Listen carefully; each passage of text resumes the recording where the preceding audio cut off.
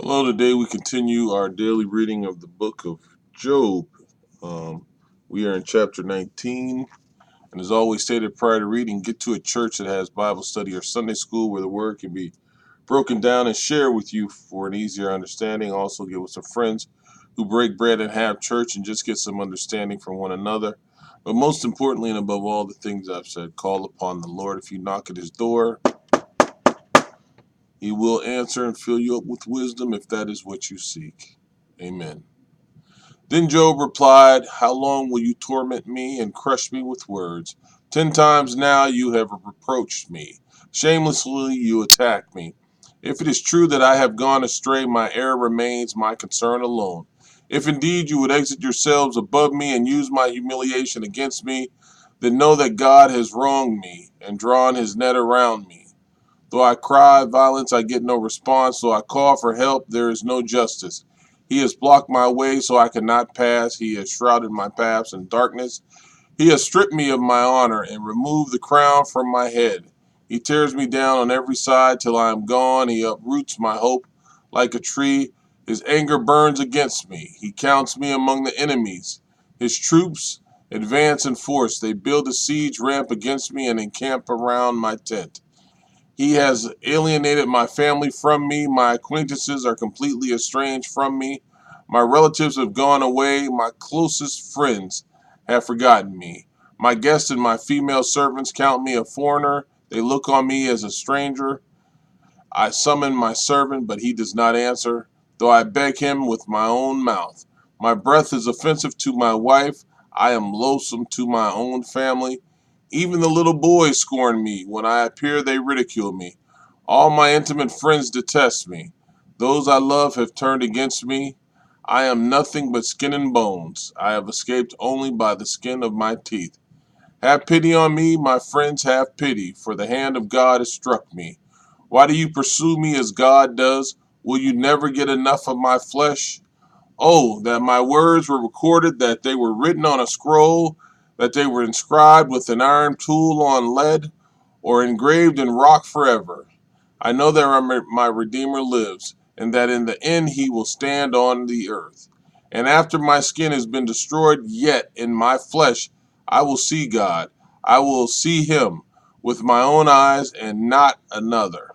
How my heart yearns within me. If you say how we will hound him, since the root of the trouble lies in him, you should fear the sword yourselves, for wrath will bring punishment by the sword, and then you will know that there is judgment. Job chapter 20. Then Zophar the Naamathite replied, "My troubled thoughts prompt me to answer because I am greatly disturbed. I hear a rebuke that dishonors me, and my understanding inspires me to reply. Surely you know how it has been from the old, ever since mankind was placed on the earth, that the mirth of the wicked is brief. The joy of the godless lasts but a moment. Though the pride of the godless person reaches to the heavens and his head touches the clouds, he will perish forever, like his own dung. Ooh. Those who have seen him will say, 'Where is he?' Like a dream, he flies away, no more to be found, banished like a vision on the night. The eye that saw him will not see him again. His place will look on him no more. His children must make amends to the poor. His own hands must give back his wealth. The youthful vigor that fills his bones will lie with him in the dust. Though evil is sweet in his mouth and he hides it under his tongue, though he cannot bear to let it go and lets it linger in his mouth, yet his food will turn sour in his stomach. It will become the venom of serpents within him. He will split out the riches he swallowed. God will make his stomach vomit them up. He will suck the poison of serpents. The fangs of an adder will kill him. He will not enjoy the streams, the rivers flowing with honey and cream. What he toiled for he must give back uneaten. He will not enjoy the profit from his trading, for he has oppressed the poor and left them destitute. He has seized houses he did not build. Surely he will have no respite from his craving. He cannot save himself by his treasure. Nothing is left for him to devour. His prosperity will not endure. In the midst of his plenty, distress will overtake him. The full force of misery will come upon him. When he has filled his belly, God will vent his burning anger against him and rain down his blows on him.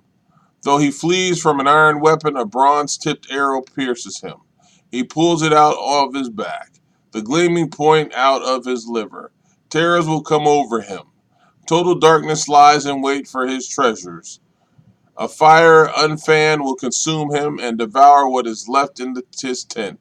The heavens will expose his guilt. The earth will rise up against him. A flood will carry off his house, rushing waters on the day of God's wrath. Such is the fate God allots the wicked, the heritage appointed for them by God. Amen.